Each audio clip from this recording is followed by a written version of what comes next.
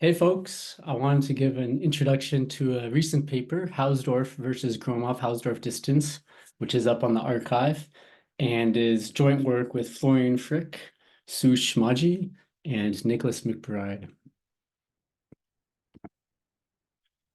So we'll start by talking about the nerve lemma. Suppose you have a collection U of open sets in some metric space. Well, the nerve complex is a combinatorial representation of those sets. So you have a vertex for each set, an edge whenever two sets intersect, and you have a triangle for points of triple intersections. You have a tetrahedra to represent points of quadruple intersections, etc. So you see in this example on the right, on the top, we have 6 sets here, and they're each represented by these 6 different vertices. Because the purple and the red sets intersect, that's why I have an edge between the purple and the red vertices. And we have one triple intersection right here between blue, green, and orange. And that's why there's a two simplex or a triangle filling in the region between those three vertices in blue, green, and orange. So the nerve lemma gives us criterion under which the combinatorial representation is a good, faithful representation of the topology of the union of the sets. So if U is a good collection of sets, meaning that each set is contractible and each intersection is either empty or contractible, then the nerve simplicial complex and the union of the sets have the same homotopy type or shape. As you can see in this example, both the union of the sets and the nerve have two one-dimensional holes in them. Here's an example where you'll see in blue and orange, the two sets do not form a good collection because the intersection of the blue and orange sets is two disconnected components.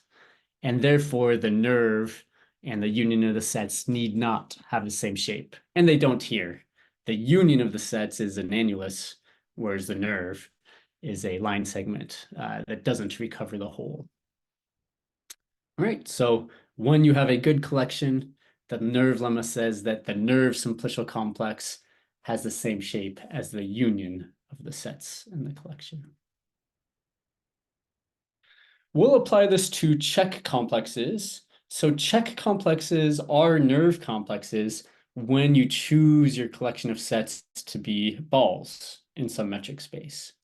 So here I have a collection of, say, 30 points in the plane, and I can grow balls at different choices of radii. And for each collection of balls, I could take the nerve simplicial complex, drawn in red.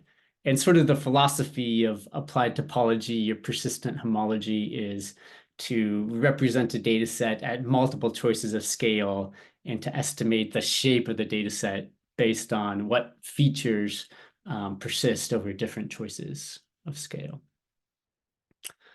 Okay, so if your balls are in Euclidean space, then they're convex. And so they necessarily form a good collection because any intersection of convex sets is either empty or convex, hence contractible. But in a manifold, arbitrary balls need not form a good collection because you might have a tube in your manifold and you might have a ball at the top of the tube and a ball at the bottom of the tube that intersect in a disconnected way in two connected components, for example. However, if the ball radii are all less than what's called the convexity radius of the manifold, which measures the local geometry, then the collection of balls necessarily forms a good collection. So why is this? If the scale is less than the convexity radius, then your balls are geodesically convex, which means that between any 2 points in your ball, there's a unique geodesic that remains in the ball. And intersections of geodesically convex sets are either empty or geodesically convex, hence contractible. All right, so in this example here, we have a collection of balls in a manifold. Pretend the radius of the balls is less than the convexity radius. So we know that this forms a good collection. So the nerve of these balls is homotopy equivalent to the union of the balls. Now, this is a two-dimensional manifold, compact, no boundary. So it has a single fundamental class. Let's use Z mod 2 Z coefficients in case it's non-orientable.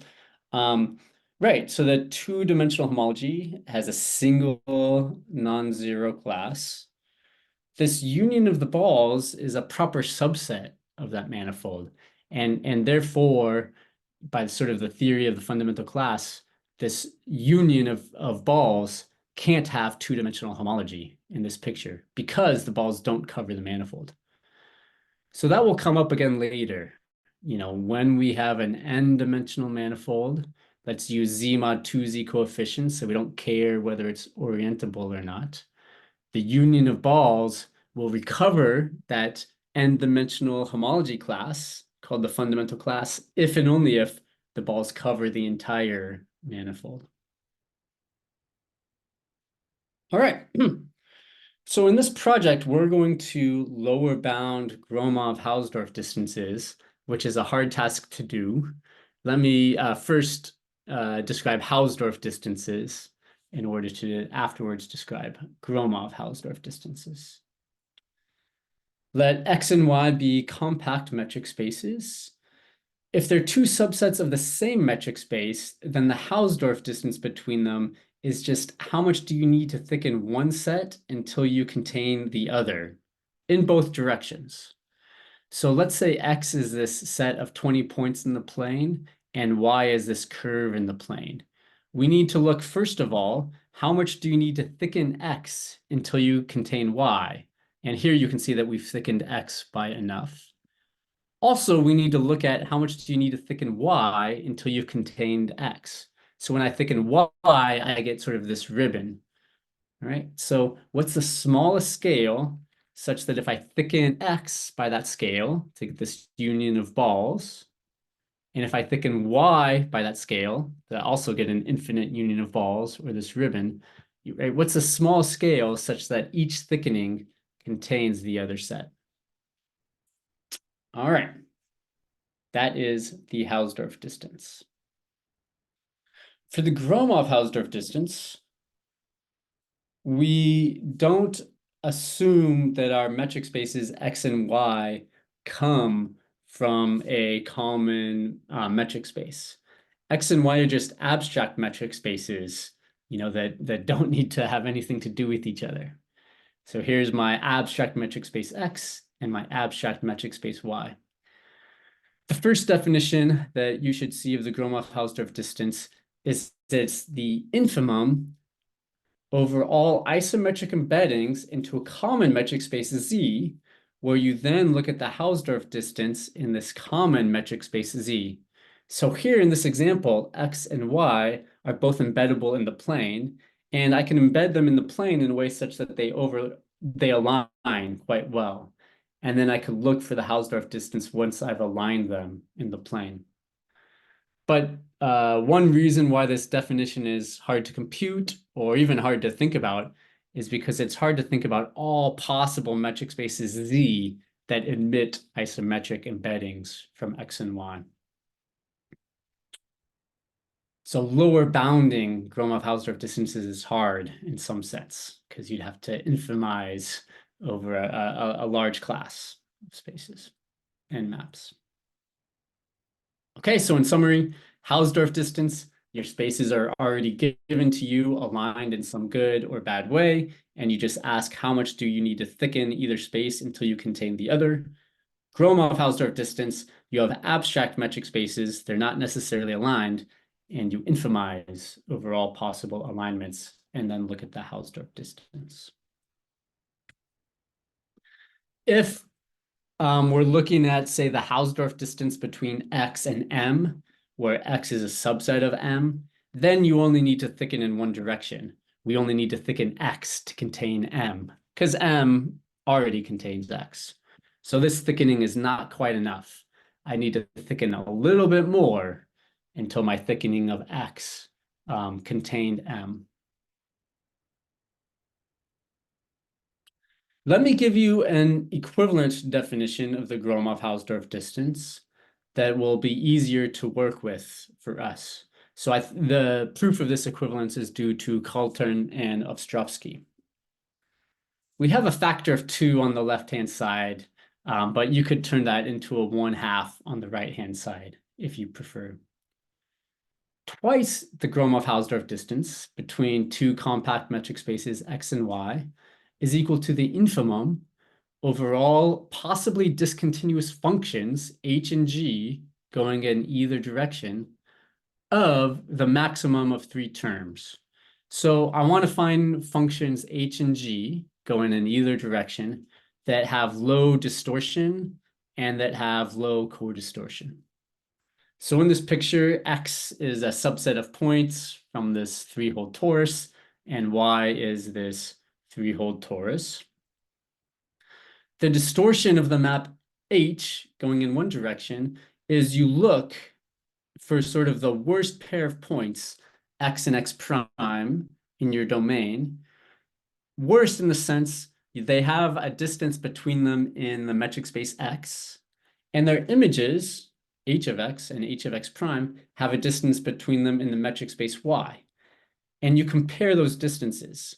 How much have you distorted the distances? Okay, and you look at the supremum over all pairs of inputs.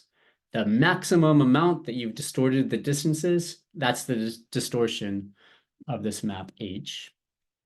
Of course, the distortion of G is defined the same way, just for the map going in the other direction. The co-distortion of H and G, you look at all pairs of points, one little x from our metric space capital X, and the other little y from our metric space capital Y. And then little x has an image h of x, little y has an image g of y, and you ask how far apart are those distances? The distance in capital X between little x and g of little y versus the distance in the metric space capital Y between the points h of x and little y. So this takes a little getting used to, but it's still distances between pairs of points, 2 points in one space, 2 points in the other. One way to think about this that makes it a little bit more topological is let's start with little y. We map over to get g of y, and then maybe just choose little x to be g of y. So then you get h of g of y. So here I would have the distance between y and h of g of y. Here I would just have the distance between g of y and g of y, because I chose x to be g of y.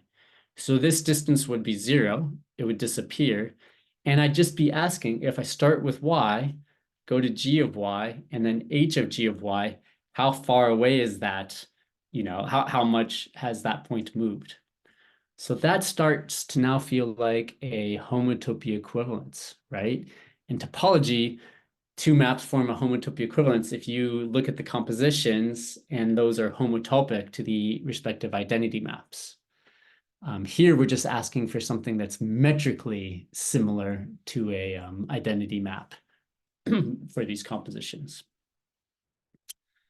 Okay, so the difficulty in computing Gromov-Hausdorff distances with this definition is really, in my opinion, that the maps H and G could be discontinuous functions.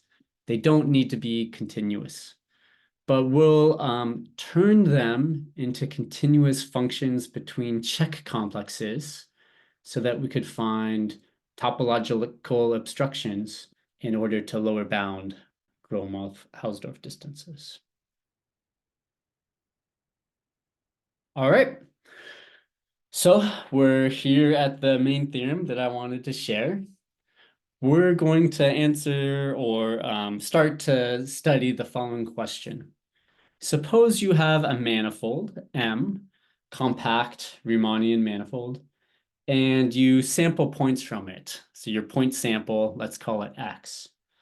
As you sample more and more points, you expect that the Gromov-Hausdorff distance should get closer and closer to the Hausdorff distance in some sense, right? Because if you sample more and more points, your sample X is quite close to your manifold M. And so you don't expect to be able to find better alignments than the given one, just as a subsample relationship. Okay, and so we'll prove something of this form. If M is a compact manifold and X is a subset of thereof, then we can lower bound the Gromov-Hausdorff distance between X and M in terms of the Hausdorff distance, so long as the Gromov-Hausdorff distance is at least as large as a quarter of the convexity radius of the manifold, which just depends on the geometry.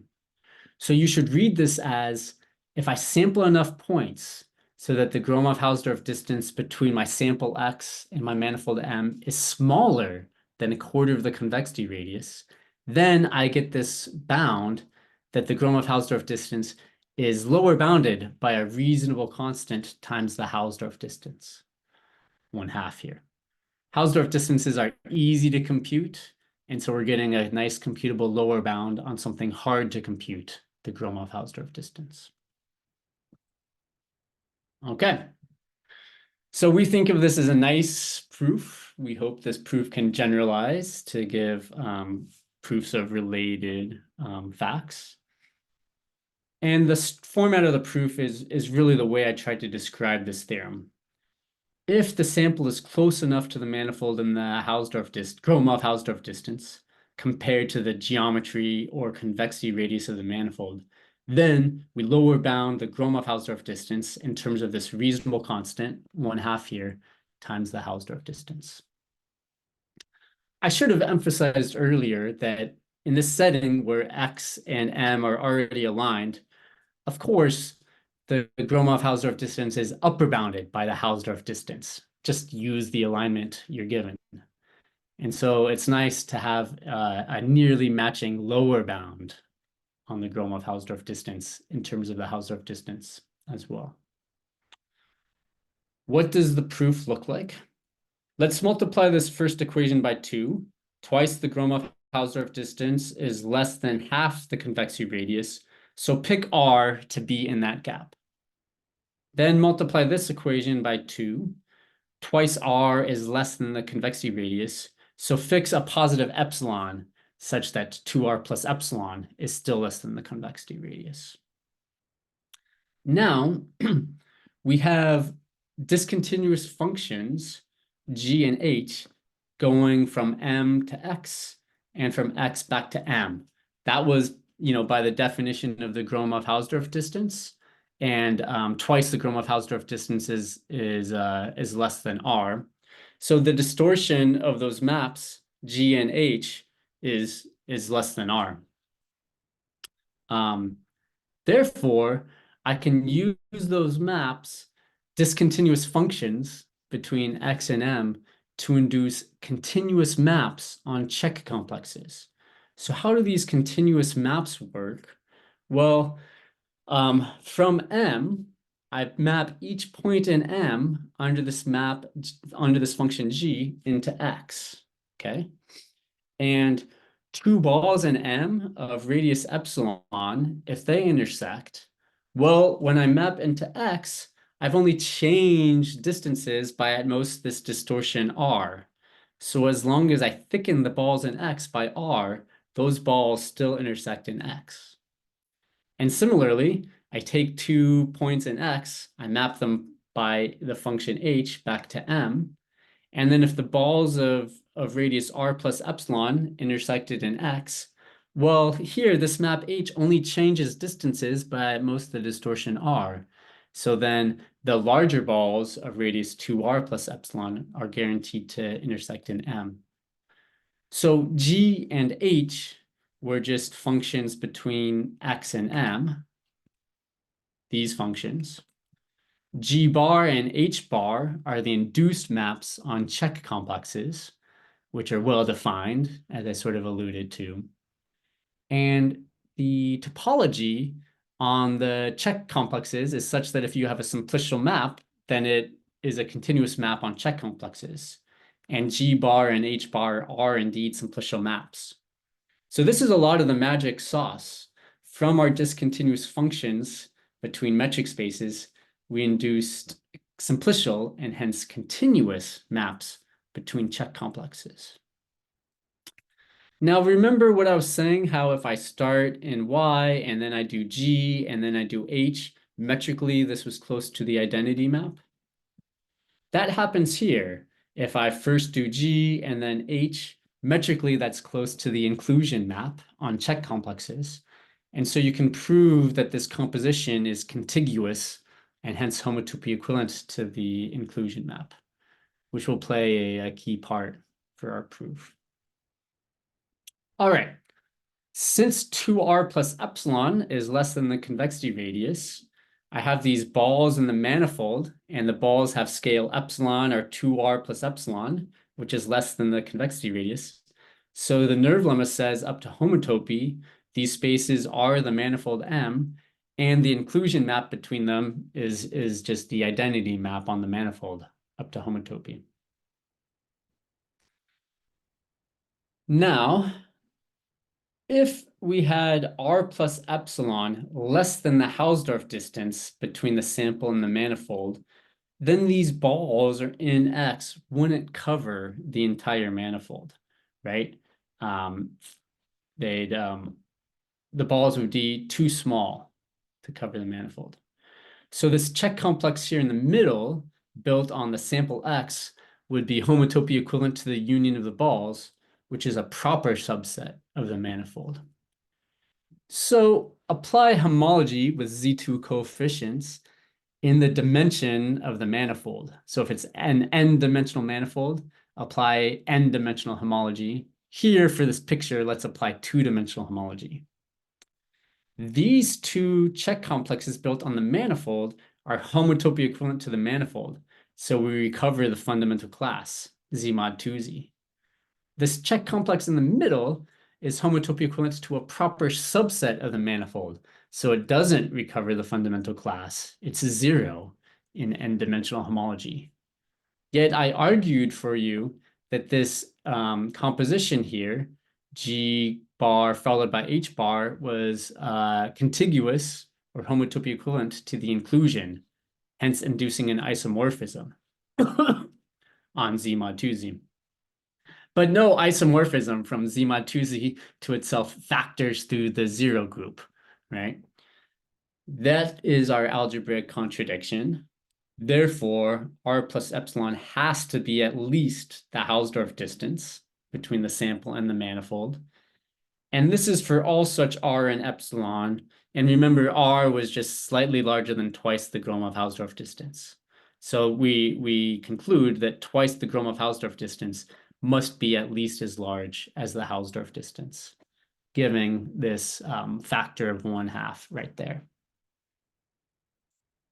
Okay, so let me conclude by talking about various extensions of this theorem. One is that the constant 1/2 can be improved to a constant depending on just the dimension and the curvature of the manifold, and we can improve it to an optimal constant 1 in the case when the manifold is a circle. So for the circle, we get results saying that if our sample is dense enough compared to pi by 6, then the Gromov-Hausdorff distance and the Hausdorff distance coincide. They're in fact equal. Okay, so a dense enough sample from the circle, all of a sudden, if your sample is close enough to the circle, now the Hausdorff distance and the Gromov-Hausdorff distance between the sample and the circle are proved to be equal on the nose. Another comment is that in the argument I gave, we relied on the geometry of the manifold in terms of the convexity radius. You can actually weaken this to something like the filling radius. So in a picture like this, the convexity radius would be quite small for this manifold, but the filling radius is much larger. The filling radius is really how much can you thicken the manifold until the fundamental class disappears. And for this manifold, it's a torus. If you thicken it, yeah, you change the homotopy type, but you don't kill the fundamental class until much later. In our paper, we also have versions not for a manifold and a subset thereof, but for two subsets of a manifold as well. All right, so I hope you learned something new about nerve complexes, Čech complexes, Hausdorff distances, Gromov-Hausdorff distances. I hope you enjoyed the proof of our theorem, which we think of as an attractive proof.